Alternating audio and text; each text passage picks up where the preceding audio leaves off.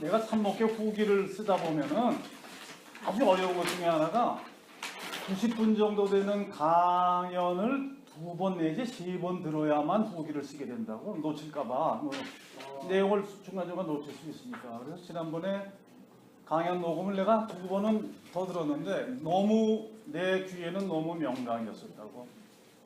강의가 너무 좋았는데 그 녹음 파일을 올리지 말라는 바람에 못 올렸으니까 후기 쓰는 게 더 힘들었다고.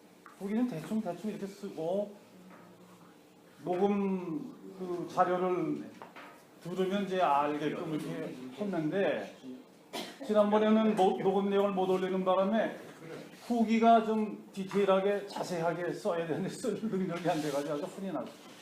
근데 그 강연 아까 누가 얘기했어요. 강연 끝나고 한 3, 4일 됐을 때 교육부에서 이랑 교수의 압력을 받았는지 SCI급 소위 그 인용 횟수를 SCI급의 논문 게재 수를 기준해서 교수 연구 평가를 하지 말고 질적인 평가를 하자라고 이제 어떤 가이드라인을 세웠다고 하는데 그만큼 우리 이란 교수가 얘기한 거에 그 영향이 좀 있지 않았나 싶다고. 근데 하여간 오늘은 이란 교수의 강연의 그 메인 테마 비스의 신비와 인간 문명 큰 박수로 환영해서 들읍시다.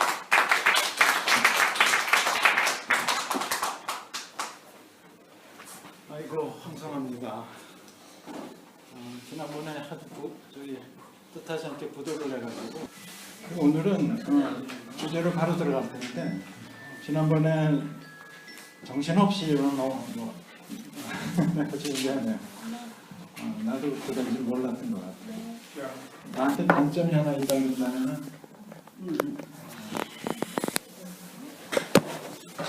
가끔 보면은 빠져가지고 나오지는 못하는 경우가 있는 것 같아요.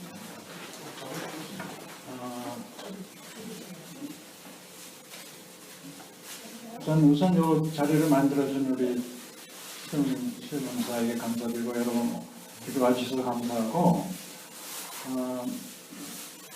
다시 한번 얘기하지만 친구들하고 얘기하는 게 제일 편한 것 같아요. 세상 어디 가도. 그리고 양해를 좀 구해야 되겠는데 이 주제를 가지고 강의하는 거는 우리말로 강의하는 건 오늘 처음이에요. 그 영어로 하지.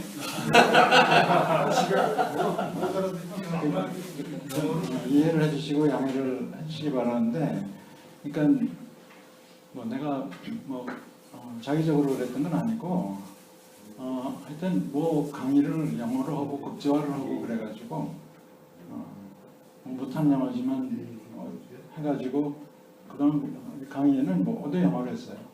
그리고 또 국제학회 주로 한국에서는 별로 강연을 하긴 했었지만 한국에서도 주로 영어로 하는 강연을 했었고 국제학회니까 영어 단어를 써서 강연. 그래서 학술어도 그렇고 아직 우리말로 잘 번역이 안 된 것들도 있어요. 그러니까 그때는 그냥 영어가 보이면 되신 대로 우리말로 다 그거를 정리를 하려고 했는데 혹시 그렇지 못한 것들이 있으면 좀 양해를 구하고 그 다음에 또 하나는 중간중간에 급하게 이걸 알아야 되겠다 그런 거 있으면 질문하셔요. 그 대신 이제 좀 디스커션 하거나 이런 거 필요하면은 조금 홀드 했다가 갖고 있다가 나중에 조금 도움이 될 것 같고 그리고 다시 한번 어쨌든 요즘에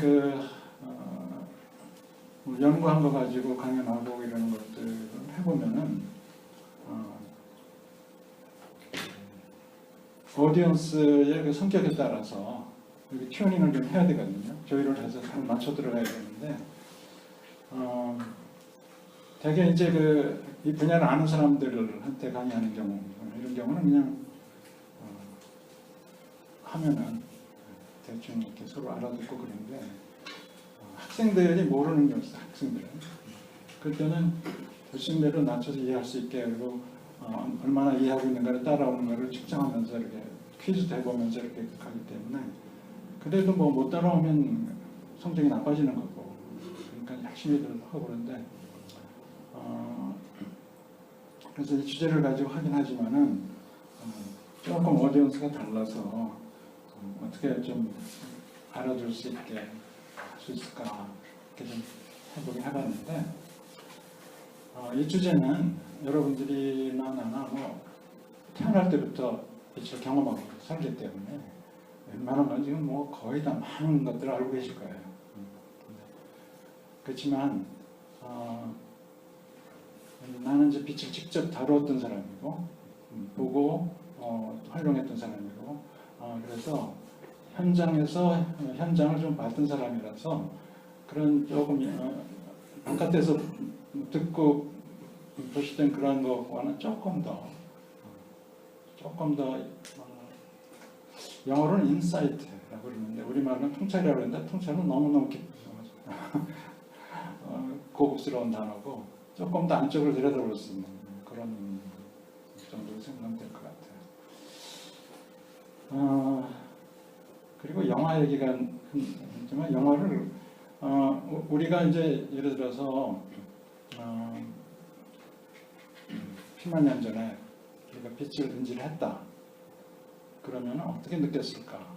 우리 스스로를 그 시점에 갖다 놓고 생각하는 거고 지금은 영화를 볼 만큼 다 보고 그리고 지금 빛을 대하게 되면 이해하는데 조금 차이가 좀 있긴 있을 것 같아요. 근데 처음 듣는 것처럼 생각하시고 한번 들어보시면 이런 정말 숨막힐 정도의 그런 변화들이 있었구나 그런 걸 조금 느끼실 거예요. 우선 다음 볼게요.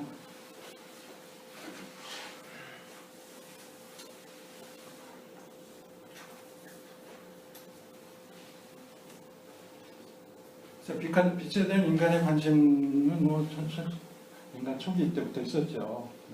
빛에 대한 인식 그 대상은 뭐 태양이라든 별이라든 달이라든지 뭐 번개, 무지개 뭐 수없이 많았고 그 다음에 이제 이런 것들을 인지하면서 이게 뭘까 그리고 그 경이로움을 가지고 있었을 텐데 그것을 지성적으로 이해하는 그런 측면에서는 조금 그럴 수 있는 환경이나 문화가 아니면 이렇게 못했던 것 같아요. 그다음에 이제 그래서 빛의 표현은 언제나 상징적으로 해놨는데 뭐 종교, 예술, 문화, 뭐 사람 어느 분야이든지 빛은 표현됐고 또 그 의미를 찾아보고 그랬는데 그럼 우리 예를 들어서 우리 말에 박다라는 단어 어디서 나왔을까? 북다라는 북다, 레드 그런 단어도 있잖아요. 그런 것처럼 그 언어를 쭉 찾아보니까 북다 뭐 열사까지 이렇게 오픈되고 뭐 이러는 개념이더라고요. 밝아지는 그런 개념이죠. 근데 그림자, 검다 이런 단어들은 그로 시작하면서 이렇게 어두운 쪽을 표현하는 그런 쪽으로 가요. 그게 여대학교의 우리나라 언어학자가 있는데 이남도 교수님이라고 김기목이 우리 동기의 어머님이라고 하셨던 것 같은데 그분의 책들 읽어보면은 일본어까지도 K로 시작하는 게 되게 어두운 쪽으로 이렇게 단어들이 있습니다. 그 다음에 요즘에 그 대학 그러면 인라이트먼트의 산물이잖아요.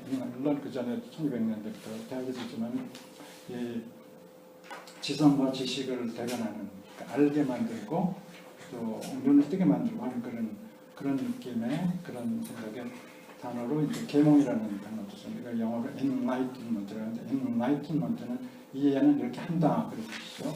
light는 그 빛을 가지고 깨우치게 한다 그런 뜻이고 그렇게 대학 같은 데 보면은 다는 아니지만 특히 전통적으로 그 1500년 이후 또 미국의 특히 옥스퍼드 대학, 캠브리지 대학 이런데 스쿨의 모토를 보면 그 라이트가 들어가 있어요. 그리고 트루스도 들어가 있고 진리도 들어가 있고 그런 거 보면 라이트가 상징하는 게 빛과 어둠을 대조했으면 상당히 밝은 쪽이고 깨우치고 열어주고 좀 그런 쪽이었다. 자, 그 뭐 그 정도 우리가 다 상식으로 이해할 수 있는 것들인데 이 빛에 대한 얘기를 세 가지로 하겠어요. 사실은 그 주제로 말하면 뭐 지금 말한 대로 종교, 문화, 뭐 예술 터치를 해야 되겠지만 그런 건 뭐 방대하고 슬라이드가 지금 한 5, 60개 있는데 하나하나 다 하면은 거의 불가능한 얘기예요. 그래서 조금 넘어가는 것도 있을 것 같은데 오늘 핵심적으로는 세 가지를 해야겠어요. 첫째로 과학, 그 다음에 기술, 문명, 그 다음에 세 번째로는 철학. 이건 이제 어떻게 살아가야 되는지 이런 얘기들을 나눠서 하겠고 20세기 전에도 이 빛에 대한 연구라든지 뭐 그런 사고는 많이 있었죠. 철학적인 사고도 과학적인 사고도 있었고 뭐 이슬람권에도 있었고 눈에 대한 연구도 있었고 해부해가지고 눈을 해부해가지고 어떻게 빛이 인지되나 그런 것도 연구하고 뭐 그랬었는데 그런 역사를 다 얘기하면은 뭐 오히려 우리가 지금 당면하고 있는 20세기에 이 시대에 어떻게 우리가 빛을 지금 이해하고 있고 그것이 어떤 우리에게 엔라이트먼트를 주었고 혜택을 주었느냐 이런 측면에서 20세기의 가장 꼭지가 되는 하이라이트 그런 것만 주로 이렇게 짚어서 얘기를 할게요. 중간중간에 설명하는 슬라이드도 있지만 그거는 필요하면 하고 안 하면 넘어가는데 그렇게 할게요.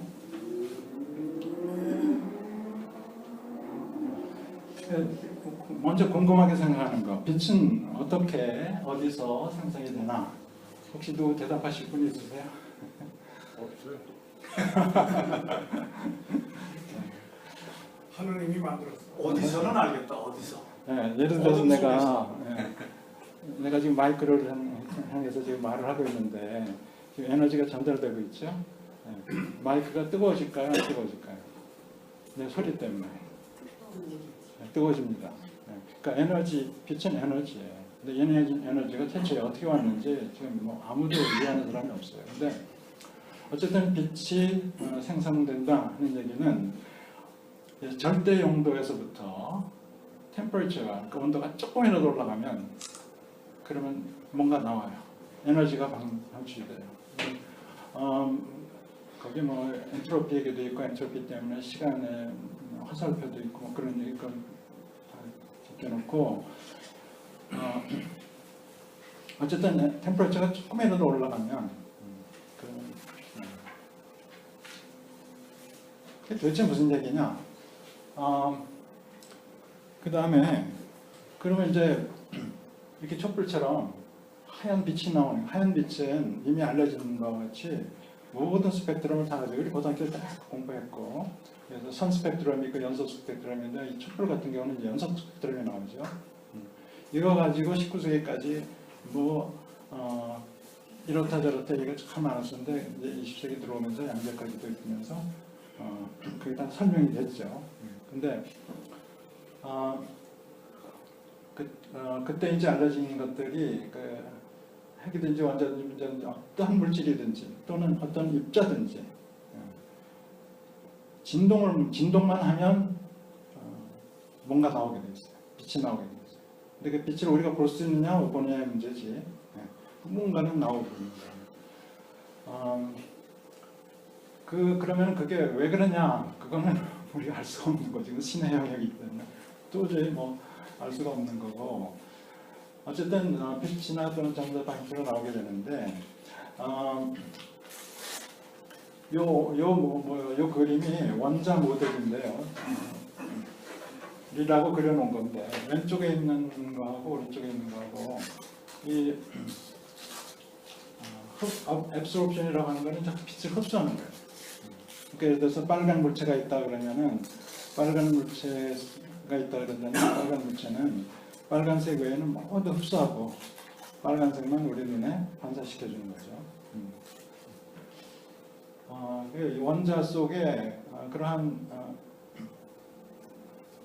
이 전자들이 궤도를 원자 핵이 있고 그리고 궤도를 따라서 전자들이 도는데 이 정해진 궤도가 있다는 건 나중에 알게 됐죠. 처음에는 이런 모델을 전혀 몰랐어요. 그냥 뭐 빵 속에 무슨 뭐 건포도도 들어가 있고 땅콩도 들어가 있는 것 같은 그런 느낌이었죠 처음에는. 근데 속 속에. 근데 나중에 다 이렇게 구별하게 되는데 그 스펙트럼 가지고 하는 거죠. 근데 빛이 없으면은 미세 세계를 들여다볼 수 없는 거예요. 빛이 있었기 때문에 그걸 다 추출해내서 세계적으로 수학적으로 모델을 해서 이해를 해서 원자 구조까지 알아냈는데 그거 나중에 조금만 더 설명하겠지만 어쨌든 빛이 흡수가 되면은 이 낮은 에너지 수준에 있던 전자가 높은 에너지 수준에 있는 궤도로 점프를 해요. 근데 요거 가지고도 나중에 논란이 많아요. 이걸 이제 어쨌든 점프를 하면은 여기 들어온 빛은 그대로 흡수가 되는 거예요. 그 흡수된 에너지는 전자가 가지고 올라간 거죠. 그 다음에 반대로 빛이 방사하게 되면은 높은 궤도에 있던 전자가 낮은 에너지의 궤도로 떨어지면서 방출을 하는 거예요. 이런 과정을 통해서 빛이 이제 흡수가 되고 방출되고 하는 이런 거예요. 근데 나중에 조금 더 설명할게요. 어떻게 양자 관련한 얘기를 할 때. 우선 그 에너지 질량의 동등성이라는 게 있는데 우리가 이게 세계에서 가장 유명한 공식이에요. 이거 다 아실 거예요. 에너지는 어떤 물체의 질량에다가 빛의 속도의 자승을 곱한 거. 이건데 이거 가지고 뭐 원자폭탄도 만들고 지금 수소폭탄 다 만들고 있잖아요. 촛불에도 사실 그 원리가 적용되고 있거든요. 우리가 미세 세계 다 볼 수가 없기 때문에 그런 거죠. 근데 원래 아인슈타인이 얘기했을 때는 매스는 에너지를 빛의 속도의 자승으로 나눈 거다 이렇게 얘기했어요. 그러니까 질량에 어떤 미스터리가 있는 거죠. 질량이 정말 있는 거냐? 요즘에는 질량이 그러니까 깊이 들어가서 아주 초미세한 그런 세계. 그 원자핵 안에도 수없이 24개 정도의 파티클들이 있는데 그것들의 비헤이비어, 물리적인 행위를 잘 살펴보면은 매스는 뭐 한 1% 정도. 나머지는 이게 서로 이렇게 묶여 있는 힘 이런 데에 그 매스가 있다는 거예요. 그러니까 에너지라고 하는 것이 거기 잠재하고 있는 건데 그게 매스로 보이는 거예요. 바깥에서. 뉴턴 때라든지 뭐 이럴 때는 전혀 몰랐던 얘기들인데 나중에 이제 많이 알게 된 거죠. 그래서 이거는 참 의미 있는 공식인 것 같아요. 이렇게. 매스라고 하는 거는 결국 에너지를 빛의 속도의 자승으로 나눈 거다 이거죠. 자, 그 정도 얘기하고 그다음에 이제 조금 봅시다. 그 빛이 어떤 성격을 가지고 있냐? 어쨌든 이제 방출이 되면은 어떠한 성격을 가지고 있느냐면 이러한 이걸 사인 곡선이라고 보통 얘기하게 되죠. 코사인 곡선도 될 수도 있고 그런데 두 개의 종류의 파가 있어요. 필드라고 그랬지. 장이 있어요. 하나는 전기장, 또 하나는 자석장. 전기장을 일렉트릭 필드라고 그러고 그래서 이 빨간색을 일렉트릭 필드라고 그러는데 파란색 이거는 매그네틱 필드. 자기장. 이 사실을 빛은 이렇게 전자장으로 사인 웨이브 그리면서 전진한다 하는 것을 방정식으로 나타낸 사람이 1876년 정도에 맥스웰이라는 사람. 근데 그 전에 그 방정식 4개로 만드는데 그 전에 파라데이라는 사람도 있었고 그 전에는 오르스테드라는 사람도 있었고 이런 사람들이 예를 들어서 오르스테드 같은 사람은 전류를 이렇게 그러니까 전류를 흘리다가 조그만 갭을 놓고 스파크를 일으키면은 거기에 전자장이 형성이 되거든요. 그러면 그게 옆에 있는 그 자석 바늘을 그 나침반 같은 바늘을 확 흔들어 놨어요. 그런 것들을 보면서 보통은 그냥 넘겨버릴 일 같은데 이런 사람들은 통찰력이 참 깊었던 사람들이죠. 그래서 그런 사람들에 의해서 실험적으로 다 증명이 됐던 것들을 이론적으로 쫙 정리를 하는데 아인슈타인이 나중에 상대성 원리라든지 뭐 이런 거 얘기하면서 맥스웰이라는 사람이 뉴턴 못지않게 인류 전 역사에 있어서 가장 훌륭한 과학자였다. 이렇게 그것 때문에 그 방정식 또 그 이해 때문에 혁명이 일어나기 시작한 거예요. 사실은. 그러니까 빛이 여기까지는 파동으로 돼 있다. 까지 돼 있었어요. 근데 물론 그 전에 뉴턴은 입자다 그런 얘기를 했었고 또 토마스 영이라는 사람 그 1660년에 뉴턴은 입자다 그렇게 얘기했고 그 다음에 토마스 영이라는 사람은 아니다 파장이다. 이 두 개가 병행을 하면서 서로 디베이트를 하면서 오다가 이제 파장으로서 일단 마감시킨 게 여기까지예요. 그 다음에 이걸 이제 우리 박영준 동기가 엘리베이터에서 다 설명하기 때문에 오늘 강의 끝 그랬는데 빛이 파동적인 성격도 입자성이 있다는 것까지 우리 지금 다 알고 있잖아요. 그런데 이게 전체가 전자파다. 이렇게 얘기하면 지금도 나는 우리는 이 빛을 우리가 볼 수 있는 빛이기 때문에 지금 뭐 스크린도 보이고 또 천정에 있는 빛도 보이고 하지만은 지금 알게 모르게 수없는 전자파를 우리가 지금 받고 있어요. 이 전자파들이 파장이 긴 것도 있고 아주 짧은 것도 있고 그러니까 이런 것들이 다 어디서 나왔나? 어떤 물체에서 나온 거예요. 온도가 올라감으로써. 근데 아주 온도가 조금 올라가고 에너지가 낮으면은 파장이 굉장히 길어요. 그래서 이 라디오 웨이브나 또는 마이크로웨이브라든지 마이크로웨이브 레인지라고 하죠. 레이더 이런 것들이 보통 파장이 뭐 킬로미터, 미터 뭐 이런 단위니까. 근데 AM 라디오는 대개 이제 여기서 일어나죠. 또 FM 라디오는 마이크로웨이브 쪽에서 일어나고. 그 다음에 여기 색깔로 이렇게 표시된 이 부분이 굉장히 아주 좁은 영역의 파장 영역이에요. 여기가 이제 우리가 눈으로 볼 수 있는. 다른 동물들은 어떤 면에 꿀벌들은 보라색도 볼 수 있다고 그러더라고요. 다른 동물들은 아마 잘 모르겠어요. 그 연구들을 많이 하겠지. 근데 그 다음에 이제 울트라바이올렛가 있고 엑스레이가 있고 가마레이가 있고 코스믹 레이가 있고 이쪽으로 가면 갈수록 우리 몸에 상당히 유해한 그런 지금도 우주에서 들어오는 게 굉장히 많고요. 참 신기하게도 인간이 지구에서 살 수 있는 거는 정말 놀라운 기적 같은 일이에요. 한번 이거 조금 더 복잡해 보이는데 여기서 그냥 말씀드리려고 했던 거는 아까 다 내용은 다 말씀드렸고 전자파들이 뭐 어디서 오고 있느냐 우리 일상생활에 지금 서울로 들어오는 어떤 그 전력선을 어디선가 차단했다 뭐 고정했다 그러면은 서울 자체가 마비돼 버렸어요. 뭐가 어떻게 되는지 뭐 상상하기 어려울 정도로 마비돼 버렸는데 거기에 들어가 있는 거의 대부분 현대 우리가 경험하고 살고 있는 거의 대부분의 제품들이 전자장을 방출하고 있다 이렇게 생각하시면 돼요. 근데 그게 유해로우냐 아니면 그것도 지금 계속 연구하고 있죠. 그래서 이 세계는 그냥 전자장으로 꽉 차 있다고 그렇게 보시면 되는데 그 밀도가 얼마나 되냐 이런 거에 따라서 위험하냐 안 위험하냐 그런 걸 판단하게 되는데 우선 마이크로웨이브나 라디오 이런 쪽에는 뭐 그렇게 큰 문제 없어요. 근데 그래도 뭐 이런 가까이 가시면 안 되죠. 고압선 같은 데 이렇게 가까이 가서 오래 계시면 안 되죠.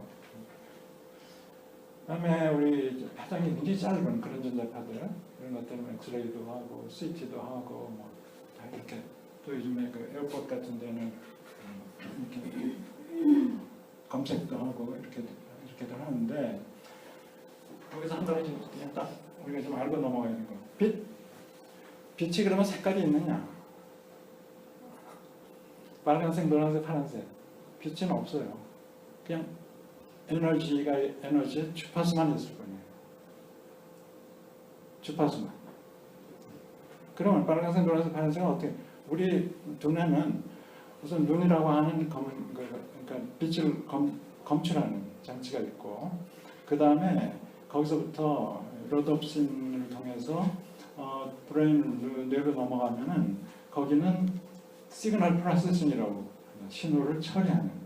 그러니까 빨간색, 파란색 이거는 신이 우리에게 빨간색, 파란색, 노란색을 볼 수 있게 신경 구조를 만들어 놓은 거예요. 그러니까 빛의 색깔이 있는 게 아니죠. 그러니까 우리가 그렇게 얘기하는 거예요. 또 다른 브레인을 보면 그게 다른